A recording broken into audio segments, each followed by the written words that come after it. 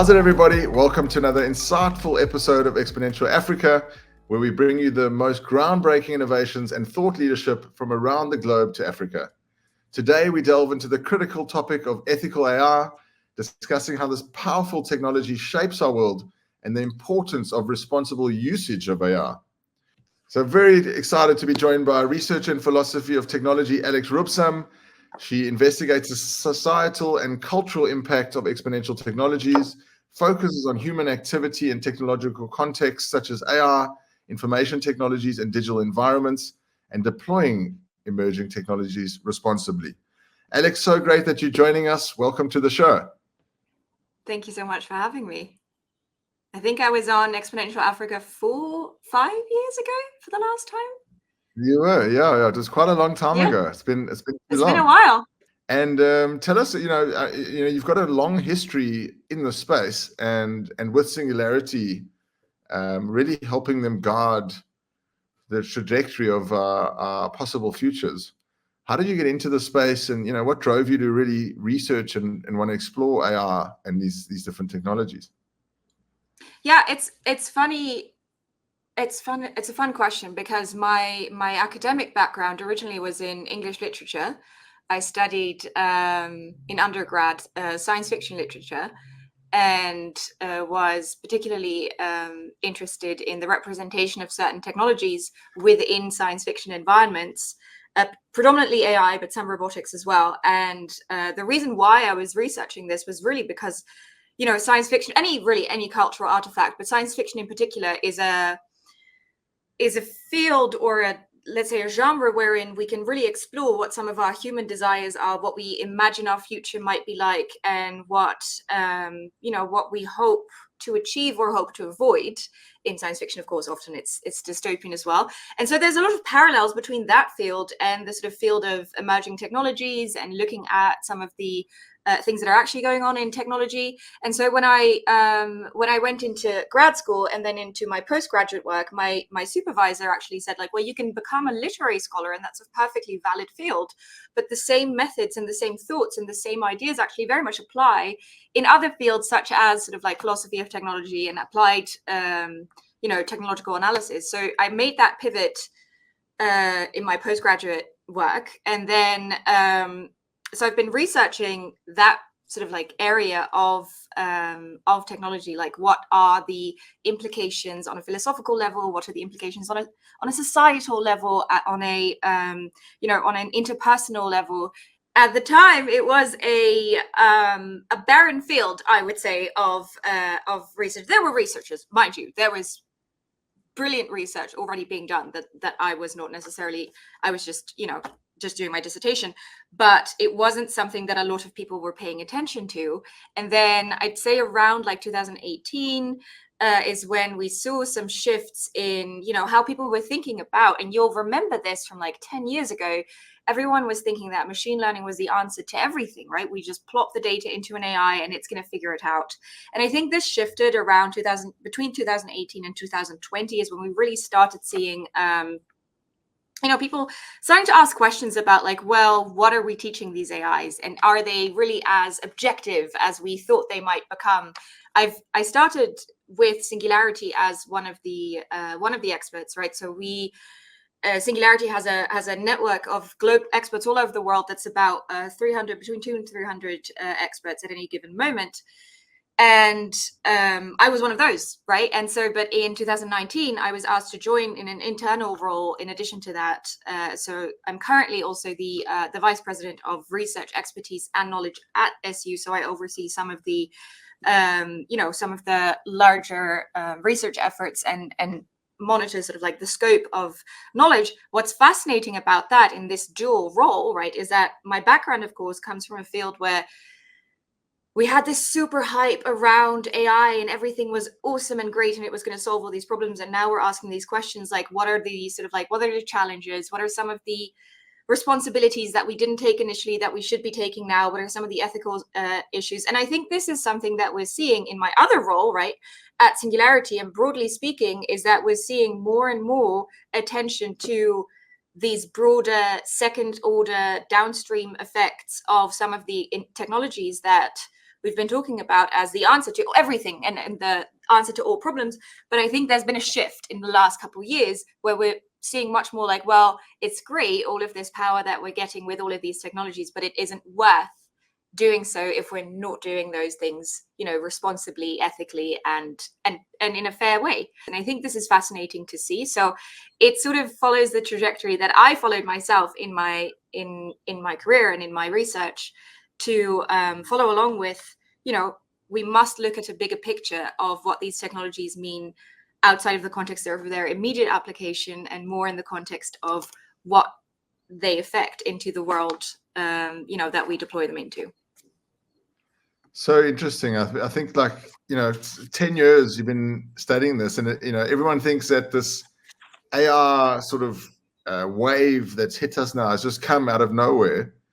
But there's actually been, it's been a long process, from, like you said, it was machine learning, and then deep learning came out, and everyone thought that deep learning was this new, it was the answer, and then reinforcement learning. And now, as soon as these large language models have come out, we saw this sort of, this disruption start taking place, or this application of AR really just entering our world. So it's so interesting to just, see this progression. And I'm sure the conversations must have changed immensely over this time. It used to be all about, I'm an AR company, but what can you do? I can optimize your business. That was really the one use case that they were all pushing with AR. And now you're just seeing it. Every industry can be affected, or use it today. It's actually available today for your industry. Well, that's the conversations have changed massively, right? And I think it's important to remember as well, if you look at the history of, say, OpenAI or Anthropic, they weren't founded a couple of years ago. It's been close to a decade for them as well. We, as consumers, we see these disruptive forces once they hit us, but of course that doesn't mean they haven't been in development for a long time. And the same goes with this conversation about, in the field of responsible AI. I remember, I think you were there in 2019 when we first tested. So at Singularity, I've developed this workshop, right, where we get people to build their own AI so that they can go through all the decisions, right, from the very start all the way to the outcomes, and reviewing the outcomes, so that we can really show there's so many decisions between the implementation, sort of the end stage results, and even the conception of the idea, and all of those decisions actually influence the outcome. We can talk more about that later, but the point is that when we developed that, and I think you were there for one of our first tests in 2019. This was, at the executive program, and so at the time we didn't call it a responsible AI workshop, because if we did, people didn't show up, right? The only people that did show up to a responsible AI workshop were the people that were very much already aware that that was an issue, and the others were like, no, AI is going to solve all of this. We don't need to do this. And now, we called it a responsible AI workshop. Interestingly, actually, and so, but you see this conversation, these shifts in conversation. Of course, it all takes much more time than we think. And interestingly, and this is actually crucial to, I think, the field of responsible AI today, is that because now, if you think about the democratization of AI, right, and which of course is this core concept of singularity thinking, is this understanding that because these technologies all develop along an exponential curve, so they become more powerful and they decline in cost. And so because of that, right, if you follow the 6Ds model, that means that they demonetize, so they become cheaper, which we've all seen, especially around AI. If you think about the cost of data storage, we've all experienced how much cheaper that's become. If you think about the cost of raw compute, right, which you need for AIs, we've all experienced that that's become cheaper, which means that it's come in the hands of more people. And so this sort of democratization narrative, right, that we at Singularity, of course, uphold across all of these exponential technologies. If you think about that specifically for AI, we've seen a massive shift, because it used to be, as you say, the case, any organization would themselves think about what can we optimize, right? What can we build what is our data lake, what is our sort of like data strategy, and what can we build in terms of AIs on top of that. That is still, I think that still occurred along the lines of democratization, right? Because it became cheaper to do so, it became cheaper to host your own stuff, it became cheaper to train your own models, etc. So that we saw that democratizing sort of narrative in those instances as well. Then when large language models happened, right, this was a democratization along a completely different trajectory, because now we can all just interact.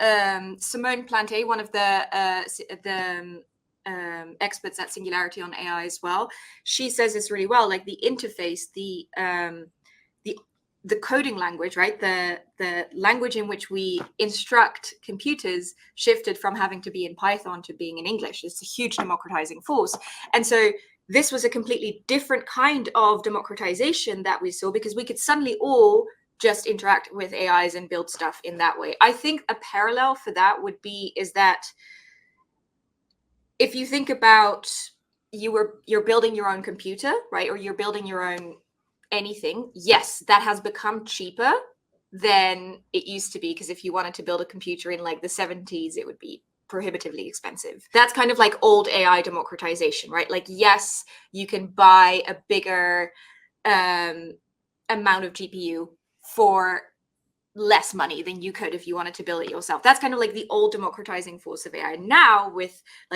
ChatGPT, with Claude, with these large language models, I think the parallel there is the same disruptive force that we saw with mobile telephony, right? You wouldn't build your own cell phone. You can buy a cell phone, and someone else has already done the work of deciding what it looks like, what it's capable of. Yeah, exactly. Yes. There's a user interface on it already that's already decided for you. So that is a huge democratizing force, because it also decreases the amount of education and time you need in order to be able to use, whatever, this or ChatGPT. Now, of course, in some cases, you might still say, well, for my particular use case, I am actually going to build my own mobile phone, and it still would be cheaper to do so than it would be, say, 30 years ago. But I think those two sort of parallels are the two ways in which AI has democratized in two different ways. Now, the reason why I bring that up and why I think that is actually crucially important in the space of responsible AI is that around the time that ChatGPT, and especially also with some of the image generators came out, there was a bit of a decrease in the sense of responsibility that people felt for the AI's outcome, right? So they would say like, oh, well, I don't work at OpenAI, so I don't control the data set. I don't control what Midjourney does or generates. And so if there's biases in there, if there's unwanted outcomes, if there's unfairness that's perpetuated by these AIs, which, to be clear, still is, then there was this, because everyone was just saying like, oh, I'm just using ChatGPT, this is just what it gave me. There was a bit of a lull in sort of what sense of responsibility people felt around how they were using AI and what they were using it for and what the outcomes were. So we saw a bit of a lull. I think now that we're back to sort of everyone realizing, well, we're just going to build on top of these models, right? And you can prompt against a lot of the, say, original biases that are in the sort of like foundation model that you're using, and you are going to have to. And if we're looking at some of the regulation that's coming out over the next couple months, especially in Europe, certainly, if you are using any foundation model and have built something on top of that you're using, right, as a business, then you are responsible for making it sort of responsible, fair, accountable, and transparent in those ways. So you can't say, well, oh, that's just OpenAI, I didn't do that, or oh, that's just whatever they built in. So you are going to have to own some responsibility. So we're back to that point where, yes, there is actually a huge need for a responsible perspective on how we're using these AIs, even though those democratizing sort of like tracks have taken different routes. I think we'll end up in the same way, in that there's still a need for sort of enhanced discussion around responsibility. And so, yes, to answer your question in a roundabout way, is the conversations about this shift all the time, right? We're always having different conversation, like, what is it? Are we responsible? Who's responsible? What is responsible AI is a huge one, of course, as well. But then also around, like, even what is the part that's being democratized right now? So there's that's part of the challenges around creating ethical AI, I would say, or AI ethics. And in terms of like, what are you seeing as some other pressing ethical challenges? Like, I mean, just hearing you talk, you made me think about that. We might get, you might have some players that can build these AI applications to really take advantage of people. They can trick people. They can make them believe that something is true when it isn't.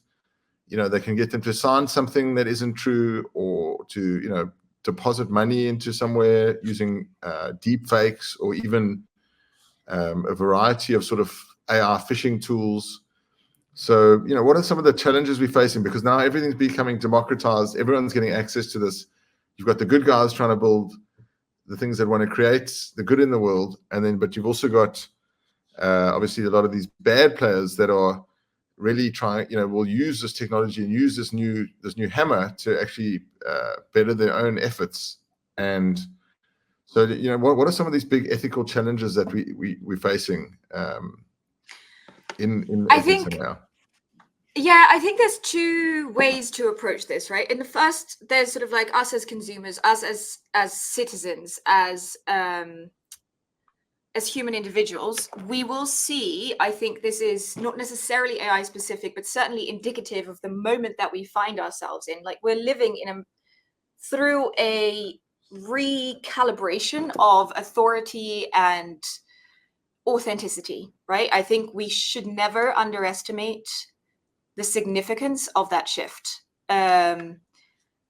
The tools with which we've ascribed authority to sources, to individuals, to trusted individuals, trusted institutes, are fundamentally, utterly disrupted. And so that is a challenge that I wouldn't dream of pretending I have the answer to, how we as a species and as trust. Exactly. There's a huge issue of trust, right? And that's going to get much worse, I think, before it gets better. I have ideas ideologically and politically about what that would mean. I think there's roles to play for governments there. I am not worried about the amount of fakery that we see already being perpetuated by AI, by bad actors, by whomever, right? That is a moment we find ourselves in. I think there is, in terms of AI, there will be a role to play for AI detecting fakes, right? That will always be sort of like a push-pull, like that will be a sort of like back and forth. Last night. Well, I mean, I think it's going to.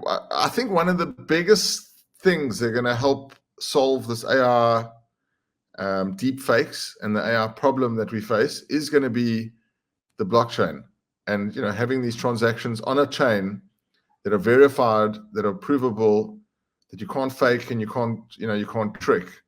Because if it comes from Singularity University's smart contract, that's content coming from them and no one else, and it's verified. Whether they made it with AI or not, I don't know. But yeah, if it comes from them, then it comes from them. I think what we're seeing in the distributed ledger technology space, broadly speaking, blockchain, other applications, is, to me, indicative of exactly the moment we find ourselves in when it comes to sort of like the crisis of trust and authority and authenticity, right? I don't know that the solution is necessarily going to be there. I think there's some really interesting work being done in building trust in other ways or supporting trust in other ways. I think all of these initiatives, I'm not speculating on like what's going to be the solution to all of this, but I do think those things are very much indicative of exactly the moment where we find ourselves. Whereas we know there's all these AIs that are going to be able to fool all of us, right? With deep fakes, with whatever, with fake news. And so there is I think, an ongoing crisis of authenticity that I certainly don't have an answer to. I do think this is a big issue. I know we're going to be able to have AI assist in detecting fakes at a pixel level. Some things look different, and so AI is going to be better at detecting fakes than we are. We know that to be true, and then it's just going to be sort of like a back and forth between, like, then we've got to get an AI that can fool that AI, then that AI that's going to detect this one, and then so it's just going to go back and forth for a bit. I don't know the answer to this part. I do think so. One of the other parts of some of the, I would say, risks that we're facing over the next couple of years is, I think, more less at a consumer or an individual level and more at an organizational level, is we've seen that some of the discussion around responsible AI has been very data focused, right? Which has been, to be clear, a crucial and huge problem. So this is more when we talk about like bias in AI, because this AI is trained on a biased data set. And I think there's still terrain to be won here as well. Any AI, literally whichever of the ones that we've heard of in terms of the bias conversation, where we had certain systems that worked only on white faces and not on darker skin faces, certain selection AIs that would predominantly select men over women, etc. Like all of these, in most cases, one of the elements that made that go wrong was that these AIs were trained on a data set that was either not representative of the actual demographic that it was going to operate on, or it wasn't statistically either it wasn't representative or it was actually itself biased, right? If you have a historical selection that's already been made before something makes it into the data set, and then you train an AI on that data set, then it's going to reflect that same bias. I think we've seen a lot of this over the last couple of years. I've certainly seen this, and of course, it's like being human, right? And this was the promise of machine learning, deep learning, reinforcement learning, is like it was gonna outstrip all of our biases, and it was gonna be great. And like, of course, it didn't do that, and of course, it didn't become more objective than we were, because we gave it data from us. So I think that was the first wave of sort of how we started talking about some of the things that were happening in AI. I don't think that problem is solved, to be clear. I think there's still a lot of issues in this space. One of the ways, there's two ways to solve that. One is to increase, your data set, saying we need it to be fully representative. You have a facial recognition software that doesn't recognize, this is from the work of Joy Bulamwini from a couple of years ago, that doesn't recognize not male and not white faces as well as it does male and white faces, then you can help that by making your data set more representative of what actual faces look like globally. The other part that I think we need to be doing in that space is also to think about, well, where am I applying the learnings or the AI that has been trained on this data set, right? If I'm building an algorithm that is, designed to detect who in a nursing home is likely to fall down, or to detect falls in a nursing home, say whatever, then I'm not going to train that AI, say it's a visual sensor, it's a camera. I'm not going to train that AI in a kindergarten where kids are falling all the time, because that data is irrelevant to what I'm trying to do. And I think so there's this widening of the data set that we need to do, right? Which is, we need to make it representative. But then there's also this narrowing of like, is it actually towards the problem that we're trying to solve? If I'm not thinking about what I'm actually trying to do with a specific thing, then I might be introducing noise, I might be introducing irrelevant data, and that might actually make things more complex and less relevant. The thing that I'm seeing less of, because what we've been told about AI is like, just throw more data. I mean, this is a very obvious example, right? Of course, you're not going to use kindergarten data in a senior citizen home, but it does actually apply in a lot of the places where we do see, where it's just like, oh, we're just going to put more data in, it's going to make it better. And it's like, it doesn't always, but it requires critical thinking about what data we're actually using, critical assessing of like, is this getting us closer to what we're trying to solve? You can do that retroactively, right? You can build your data set, train it, and then start looking at the parts of the data set that actually, correlate to the thing you're trying to solve, or you can do that work beforehand. In both cases, it is work that needs doing. And one of the things that I think the risk of much that we do with AI is because we want to go faster, right? We're trying to optimize, we're trying to save time. And so if building things responsibly is going to take us time, but we're doing something because we're trying to save time, then they're sort of at ends with each other, those motivations. Exactly. And so I think that's where we'll see a big risk, is if we're just trying to go quick, then we might not take those steps. So that's on the data side. I do think there's a lot to be done here still. The biggest issue, and I think this is, some of it's already done, some of it's underway. The thing that I think will really, I've been saying this for a while, but the thing that I'm really expecting for the next couple of years for us to be focused more on is to more critically think about, what is it that we're trying to do here? First of all, is it a problem that AI can solve, right? Is it something, if it's not a problem that AI can solve, is it a problem that AI can approximate? Is it something we can get close enough to with numbers? I think that the crucial thing we should always remember is that AI is fundamentally maths, right? It is at its very core always going to be mathematical. And this is where sort of my background in philosophy of technology and of course philosophy of science comes in, is like, maths is one part of the world, and we can approach a lot of the world in a mathematical sense, but that always requires some sort of translation into numbers. And in those translations, sometimes things get lost. And so we must critically think about, like, how are we translating what we're trying to do into a maths problem that AI can ultimately deal with? And are we doing that with enough fidelity that when we get a result on the math side of things, it still actually applies on this sort of like non-mathematical reality that we also operate in? So to make that, and that comes down to, I think, two very important things, is like, how are we representing the world into data, right? We have to make decisions about these things. That's a crucial part. And also, what questions are we asking, and what are we leading?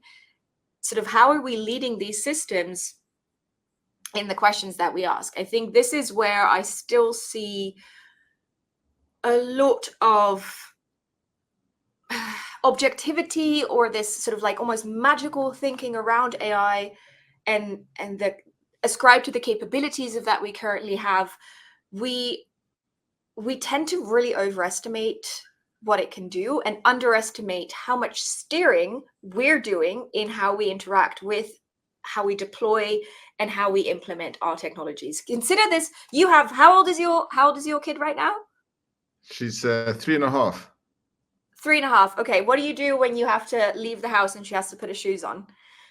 Do you ask her, do you want to go put your shoes on? Or you could either ask her to put her shoes on, or you could say to her, go put your shoes on, or let me help you put in your shoes. So this is the trick that I learned, is if you want a kid to put on their shoes and they're likely not to, what you can say is, instead of saying, do you want to go put your shoes on, you can say, do you want to wear the red shoes or the yellow shoes today? Yes, right? Exactly. And then that's the trick, to just you give them a little option. And so with that, I think it's a powerful sort of parallel to how we interact with AI, is that every question that we ask it, and I mean not question in the sense of like how you talk to ChatGPT, right? But it's how you set up these systems, how you built the data sets, how you program what it's meant to be doing. All of those are leading decisions that will change the outcome, right? And that, I think the term unsupervised machine learning in that sense is one of the most misleading things you can call anything, because even saying this is the data set, but it starts here and it ends here, is a leading parameter. Saying there is a pattern to be found here, go find it, is a leading, there's correlations here, go find them, are leading questions that will sort of get you to a specific result. And this is where I think there is a lot of terrain to be won over the next couple of years as we become more critical about what we do with AI, right? If you build a system to find the best fruit, Who cares? You're trying to find the best fruit. So you say it's either it's banana, apple, or orange. And then let's say you ask 100 people and you ask them to rank banana, apple, and orange. Then you have to do some mathematics to figure out sort of like, okay, then what does it mean to find the best fruit? There's a number of ways you can go about it. One is saying like, okay, you'll do it whichever got the most votes for number one fruit, that's the best fruit. Or you can ascribe a score to whatever's ranked first, whatever's ranked second, and whatever's ranked third, right? Again, exactly the same data, exactly the same question. You also haven't specified, of course, you haven't specified what is it supposed to be the best fruit for. Is it like the best fruit that will like travel a long distance in an airplane with you? Or is it the best fruit to like eat? Or the best fruit for my specific digest? Like you haven't, letting all of those questions to the side, just purely mathematically, say you're looking at the results for like, what was the fruit ranked most number one? Okay, that's one way of going about it. Or if you're ascribing scores to like place 1, place 2, place 3, say 3 points for number 1, 2 points for number 2, and 1 point for number 3. And then you aggregate those scores, and then the fruit with the most scores will, in that case, be the fruit that sort of like the most people hate it the least, which could be an articulation of what you think is the best fruit. And that could actually turn out to be a different fruit than if you look at the one that has the number one score, right? So that's it is such a simple example of making a single mathematical decision that can lead to different results. And so these are discussions that you have to have if you're implementing an AI. And this is like one, right? And there's so many different things if you're actually building something that you have to take into consideration that will in fact influence the outcomes. And often we do not take the time to talk about these decisions. We do not think about sort of like, okay, what are the repercussions of these things? These are mathematical and philosophical underpinnings of what we're trying to do. And that's just one element of everything that we're doing. So I think that's where we'll see over the next couple of years more critical thinking around what is this AI doing? What is it doing for me? In addition to, of course, thinking about like if I'm using off the shelf, foundation models, what am I building on top of those? What might already be in them? But then also thinking about like, what am I actually trying to solve? How can I approximate those problems mathematically? And there's a lot to be done here, right? And there's a lot to be done well in this space. It doesn't mean that necessarily all AI is inherently bad. What it does mean, and that is that all AI is inherently biased. You're not going to get out of that bias, right? You're not going to say, oh, we're going to have a bias-free AI. Whenever I hear someone say that, I'm just like, that doesn't mean anything. If you look at the first machine learning model, the perceptron from Rosenblatt, it had three layers, and it was built to detect a square, a circle, and a triangle. And so the layer that is there to identify the triangle has a bias for a triangle. It has to, because it has to discern something. And so if you have a bias-free algorithm, it won't detect a single thing. And the point is that not to say, oh, we're going to go towards bias-free. It's about increasing awareness. What is it biased towards? Is that what we want it to be biased towards, right? If you want to detect triangles, you want a bias for triangles, but you also have to be able to explain why you want a bias towards triangles, right? So that you can actually achieve the thing that you're trying to achieve, that you're trying to automate or to approximate or to generate. And that's super conceptual, but that applies everywhere, right? If you have a factory, and this is a real world example, in manufacturing or in industrial applications, I was talking to a group that had air quality sensors, and there was algorithms behind those sensors, of course, so that if the air quality gate went below or above a certain threshold, some sort of mechanism would get into place. And one of the variables for this algorithm was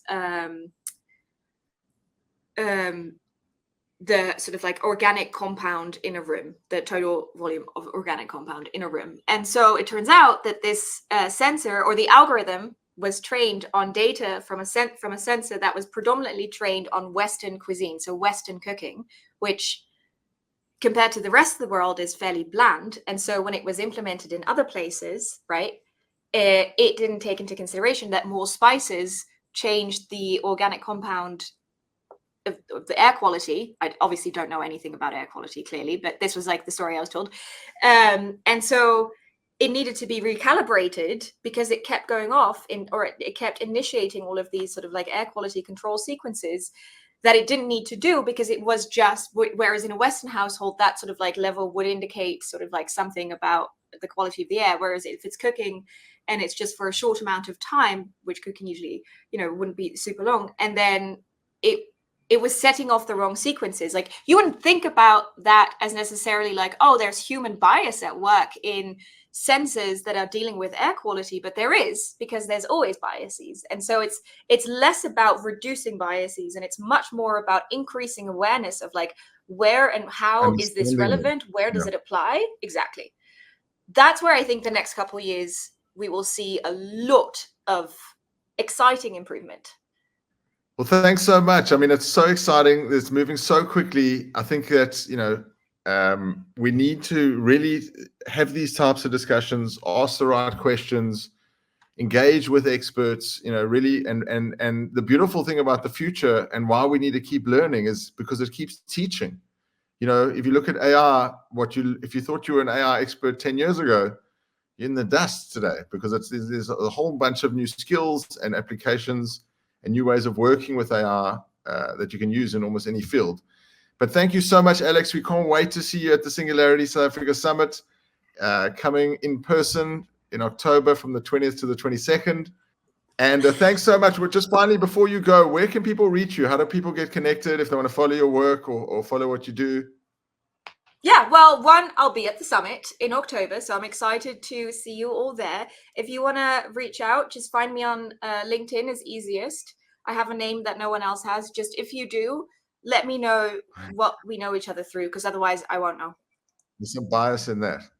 Your parents were biased. Yes, they were. But thanks so much. We'll catch you soon. We'll see you in Joburg. And to everyone out there, I hope that you really enjoyed that episode. Make sure to like and subscribe to our page. And we'll see you on the next Exponential Africa. Have a great day and keep smiling.